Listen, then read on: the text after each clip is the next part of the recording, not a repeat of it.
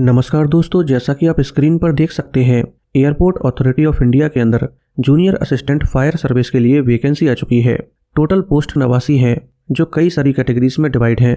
आप टेबल में देख सकते हैं। इसके एप्लीकेशन फॉर्म 30 दिसंबर 2024 से शुरू हो चुके हैं और एप्लीकेशन की लास्ट डेट 28 जनवरी 2025 है।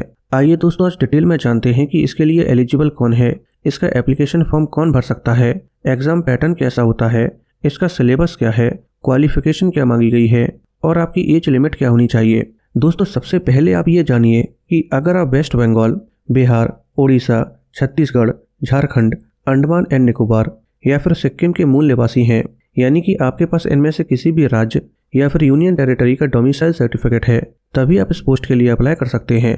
दोस्तों, इसमें आपकी एज 1 नवंबर 2024 को 18 से 30 साल के बीच होनी चाहिए, तो ही आप इसका एप्लीकेशन फॉर्म भर सकते हैं। लेकिन इसके अलावा इसमें आपको एज में रिलैक्सेशन भी दिया जाता है। जैसे कि अगर आप ओबीसी कैटेगरी में नॉन क्रीमी लेयर से बिलोंग करते हैं तो आपको 3 साल एक्स्ट्रा दिए जाएंगे, यानी कि आप 33 साल की उम्र तक इसका एप्लीकेशन फॉर्म भर सकते हैं। अगर आप SC ST कैटेगरी से बिलोंग करते हैं तो आपको 5 साल एक्स्ट्रा दिए जाएंगे।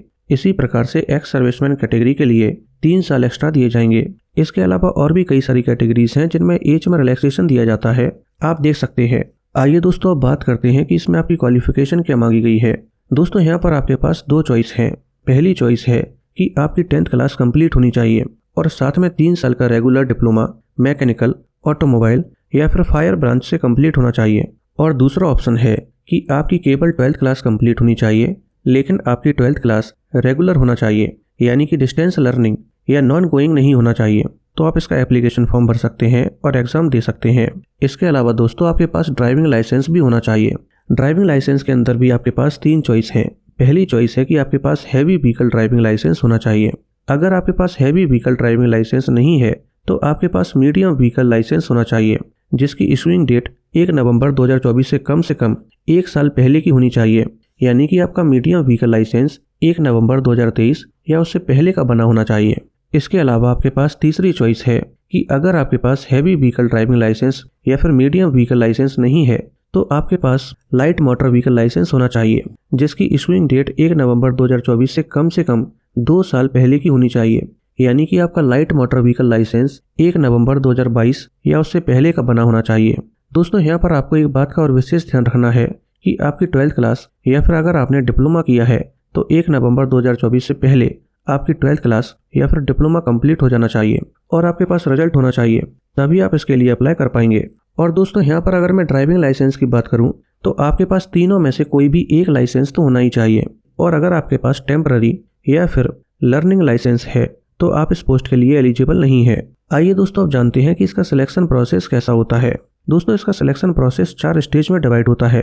पहली स्टेज में एक रिटन एग्जामिनेशन होता है, दूसरी स्टेज पर डॉक्यूमेंट वेरिफिकेशन, मेडिकल एग्जामिनेशन और फिजिकल मेजरमेंट टेस्ट होता है, तीसरी स्टेज पर ड्राइविंग टेस्ट होता है और लास्ट में चौथी स्टेज पर फिजिकल एंड्योरेंस टेस्ट होता है। आइए दोस्तों, एक एक करके हर एक स्टेज को डिटेल में जानते हैं। पहली स्टेज में आपका कंप्यूटर बेस्ड टेस्ट होता है, जो टोटल 100 नंबर का होता है और ये 2 सेक्शन में डिवाइड होता है।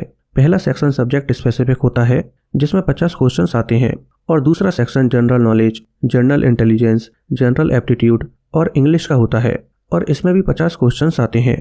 इस तरह से ये टोटल टेस्ट 100 नंबर का होता है और इसमें आपको केवल 2 घंटे का समय दिया जाता है। अगर आप जनरल, EWS या फिर OBC कैटेगरी से बिलोंग करते हैं तो आपको 100 में से 50 नंबर तो लाने होंगे, लेकिन मेरिट में आने के लिए आपको ज़्यादा से ज़्यादा नंबर लाने होंगे। और अगर आप SC ST कैटेगरी से बिलोंग करते हैं तो आपको 100 में से 40 नंबर लाने होंगे। अगर आपके कंप्यूटर बेस्ड टेस्ट में अच्छे नंबर आते हैं तो आपको सेकंड स्टेज के लिए शॉर्टलिस्ट किया जाएगा और सेकंड स्टेज पर आपका डॉक्यूमेंट वेरिफिकेशन और मेडिकल एग्जामिनेशन होगा। और मेडिकल एग्जामिनेशन के अंदर आपका फिजिकल मेजरमेंट टेस्ट होता है। फिजिकल मेजरमेंट टेस्ट में सबसे पहले आई साइट चेक की जाती है, जिसमें हर एक आई का डिस्टेंस विजन बिना चश्मे के 6/6 का होना चाहिए।